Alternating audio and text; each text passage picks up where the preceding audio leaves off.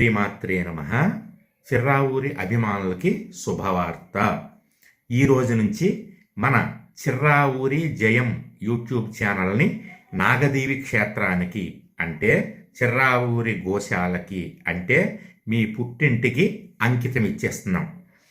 మీ పుట్టింటి గురించి అంటే గోశాల గురించి, నాగదేవి క్షేత్రం గురించి, నాగదేవి క్షేత్రంలో రోజు జరిగేటటువంటి పూజల గురించి, మీకు ఉన్నటువంటి డౌట్ల గురించి ఈ ఛానల్లో వీడియో కింద కామెంట్లలో మీరు అడగవచ్చు. ప్రతి కామెంట్కి సమాధానం ఇవ్వడం జరుగుతుంది.